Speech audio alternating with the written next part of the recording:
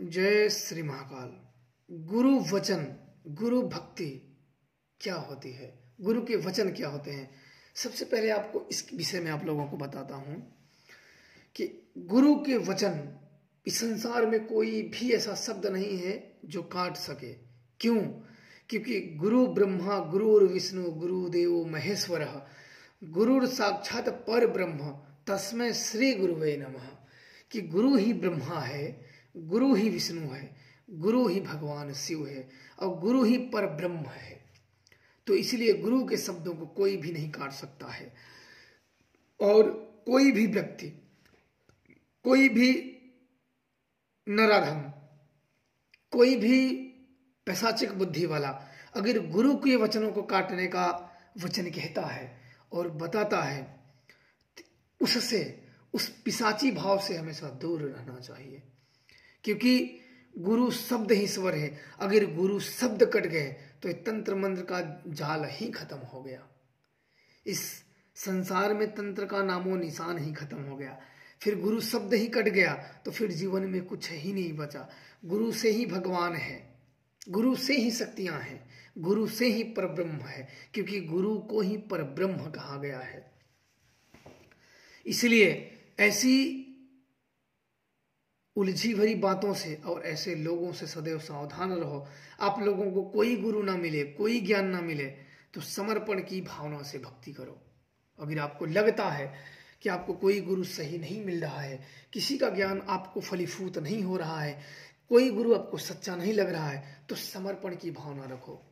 किसी ना किसी को, किसी की बात से तो आपको भक्ति की शिक्षा मिलेगी, किसी की बात से तो आपका भक्ति करने का हृदय होगा, भक्ति करने का मन होगा, भक्ति के मार्ग पे चलने की इच्छा तो होगी।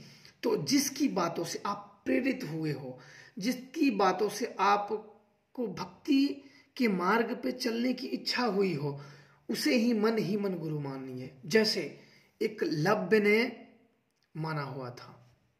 एकलव्य ने जब मन गुरु माना था और उन्होंने विद्या सीखी, त्रिशूल, धनुष और बाण विद्या का अभ्यास किया है। गुरु द्रोण ने स्वयं मना कर दिया कि मैं एकलव्य को विद्या नहीं सिखाऊंगा, ये आप सब जानते हो। और उन्होंने मन गुरु माना और मन गुरु मान के और वो विद्याओं को सीखे और वो विद्याओं को सीख गए। क्यों? क्योंकि यहां सबसे बड़ा होता है समर्पण की भावना। 10 गुरु बनाने वाला, ऐसे अधम प्राणियों से, ऐसे दुष्ट लोगों से हमेशा दूर रहो जिनके जीवन में एक से अधिक गुरु हों। वो अधम है, वो जीते जी नर पिशाच होते हैं। उनके दामन में कभी एक भी फूल सिद्धियों का नहीं गिरता है। इतना आप लोग भली भांति याद रखना। जिसने अपने मुंह से ये शब्द निकाल दिए कि मैंने एक नहीं अनेक गुरुओं की विद्याएं, अनेक गुरु बनाए हैं। गुरु सिर्फ एक होते हैं। जैसे एक सबसे बड़ा गुरु कौन है? महादेव है। तो गुरु एक ही होते हैं। ज्ञान अनेक से लिए जाते हैं, गुरु नहीं बदले जाते हैं। और जिसने अपने मुंह से कह दिया कि मेरे गुरु अनेक हैं, उसके दामन में एक भी सिद्धियां कभी भी नहीं फलीभूत होती हैं। उसे सदैव और सदैव वो भटकता रहता है और अपने षड्यंत्र और चापलूसी भरी दिमाग से लोगों को भटकाता है और लोगों को भटकाता ही रहता है। इसलिए सदैव ऐसे लोगों से दूर रहो। और कोई गुरु ना मिले तो आप मन की समर्पण की भावना से ईश्वर भक्ति करो। समर्पण की भावना होनी चाहिए। समर्पण की भावना अगर नहीं है तो किसी भी प्रकार की भक्ति फलीभूत नहीं होती है। क्योंकि इस संसार में जैसा आप बोओगे वैसा ही काटोगे। अगर शक बोओगे तो शक ही काटोगे। अगर दूसरों को भ्रमित करोगे तो भ्रम ही तुम्हें मिलेगा। जैसा तुम बोओगे, हमेशा भ्रम क्या करता है? दूसरों से ऊपर उठने का भ्रम तुम्हें भी पैदा कर देगा। एक भ्रमी और अज्ञानी व्यक्ति कैसे होता है? अज्ञानी व्यक्ति ज्ञान ऐसे बांटता है, वो सोचता है मैं ज्ञानी हूं, लेकिन उसी अज्ञान में वो भी भटकता है और शक्तियों से दूर होता है। शक्तियां मैं आपको बता देता हूं जो मैंने महसूस किया है। शक्तियां जब बताती हैं तो अपने मन में एक तरीके से ये धरती, ये लोग, अपनी जीवन सब निरर्थक लगने लगता है। हमें लगने लगता है कि हम जो जीवन जी रहे हैं ये समुद्र का एक बूंद है। हमारा जो मृत्यु के बाद जो सफर तय होगा ना, अनंत, तो वो है।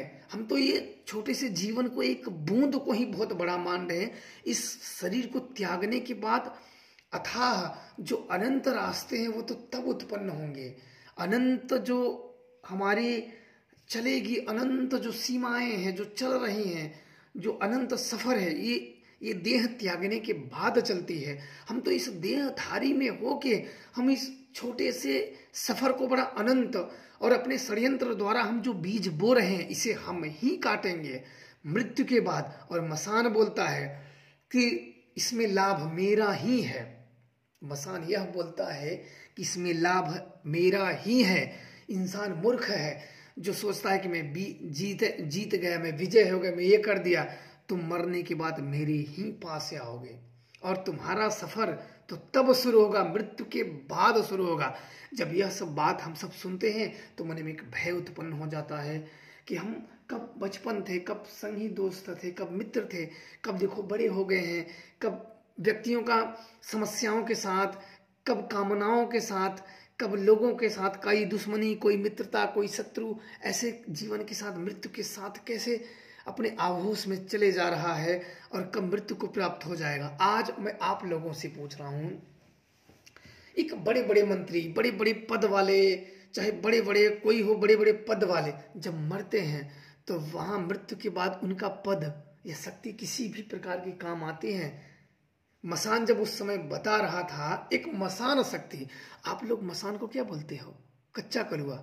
मसान से मैंने यही बात पूछा कि आप कच्चा कलुआ हो, हंसने लगा कि ये मूर्ख हैं और अपना जीवन पेट खाने का। मैं आप लोगों को किसी को बुरा नहीं बोल रहा हूँ, किसी भी अपना जैसे करना हो, मैं सिर्फ अपने ज्ञान का बात रख रहा हूँ, मैं किसी की बुराई नहीं कर रहा हूँ। आप लोग कच्चा कलुआ कहो या पीला कलुआ करो या काला नीला, जो आप लोगों की इच्छा आप अपने हिसाब से कर सको। मैंने जो खोज किया, मैंने जो जाना, मैं अपना ही बताऊंगा। ऐसा नहीं कि आपने कच्चा कलुआ बोल दिया तो मैं भी बोलना शुरू कर दूं। जब मैंने इससे बात किया तो ये मेरा कि लोग अपना पेट चला रहे हैं, इसके नाम पे अपना पेट चला रहे हैं। गुरु वह होता है, मैं आपको बता देता हूं, जो लोगों के साथ धोखाधड़ी नहीं, थोड़े से, जो गुरु ही धोखेबाज नहीं होता है, उस शिष्य भी धोखेबाज होते हैं। धोखा और क्या होता है, जब किसी को रास्ता दिखाए, गुरु हो के किसी को सदमार्ग दिखा दो तो 100 पाप माफ होते हैं। एक गुरु बन के अगर एक रास्ता दिखा दो तो 100 पाप माफ होते हैं। गुरु बन के किसी को अज्ञान में कभी नहीं ढकेलना चाहिए, इतना ध्यान रखना चाहिए। अगर शिष्य, वह शिष्य आप पे भरोसा और विश्वास कर रहा है तो उसे अज्ञान के मार्ग में कभी भी नहीं ढकेलना चाहिए। अन्यथा तो अज्ञान, ये माया मोह सदैव भटकाने का काम करती है। कोई धन द्वारा, कोई कामनाओं द्वारा, किसी नाम द्वारा, अपने को ऊंचा दिखाने द्वारा, ये सब कामनाएं हैं जो इंसानों को सदैव भटकाने के तत्व पे रहती हैं और इंसान भटक भी जाता है। यही क्रियाएं होती हैं। इसलिए जो मूर्ख गुरु को वचनों को बांधने का प्रयास करता है या बोलता है, उससे बड़ा अज्ञानी और पापी संसार में कोई नहीं है। उसे किसी भी प्रकार का ज्ञान नहीं है और ऐसे ज्ञान से सदैव दूर रहना चाहिए। ऐसे ज्ञान से अच्छा है कि आप अपने माता पिता और ईश्वर की ही सेवा करो बिना कुछ जाने समझे, क्योंकि अधिक ज्ञान भी दुखदायी होता है। क्योंकि अधिक ज्ञान लोगों का प्राप्त कर लो तो सत्य से दूर हो जाओगे। इसलिए सत्य का बोध होना बहुत जरूरी है। जहां सत्य का बोध नहीं वहां भक्ति नहीं, जहां भक्ति नहीं वहां शांति नहीं, जहां शांति नहीं वहां सुख नहीं, और जहां सुख नहीं वहां संतोष नहीं, जहां संतोष नहीं वहां कुछ भी नहीं। जहां संतोष ही नहीं वहां किस प्रकार की भक्ति? वहां तो भक्ति भी करोगे फिर भी वहां इच्छाएं होंगी, लालसाएं होंगी, मोह होगी, कामनाएं होंगी। तुम ईश्वर भी भक्ति करोगे, तुम किसी की कामनाएं लेके करोगे और कामनाएं ईश्वर भक्ति में सदैव तुम्हें दूर भटका देगी। क्योंकि कामनाएं वो आंधी है कि हमें अपने लक्ष्य से, अपने मार्ग से सदैव भटका देती है। इसलिए अपने ज्ञान चक्षुओं को खोलिए और जानिए और पहचानिए और सच्चे मन से आगे बढ़िए। अन्यथा आपके लिए मार्ग नहीं है। आप अपने जीवन में आप कमाइए, खाइए और अपना जो जीवन जैसे यापन करना है आप यापन करिए और अपने परिवार में सुख शांति से रहिए। लोगों के प्रोपोगंडा और फालतू की बातों में, गुरुओं के बिना मतलब के षड्यंत्र के जाल में मत पड़िए। मैं तो यही कहूँगा, बाकी आप लोगों की मर्जी। गुरु शब्द इतना प्यारा है, गुरु शब्द इतना प्यारा है कि कहा ही न जाए। गुरुर ब्रह्मा गुरुर विष्णु गुरुदेवो महेश्वर गुरु साक्षात पर ब्रह्म तस्मै श्री गुरुवे नमः। जब गुरु को पर ब्रह्म से जोड़ा गया है तो पर ब्रह्म के वचन काटे जाते हैं, बताइए। और जहां शब्द ये मिले कि गुरु के वचन काटे जाते हैं, उससे बड़ा इस संसार में बोझिल आत्मा किसी की भी नहीं है। वो तो पशु पिशाच से भी नीचे है।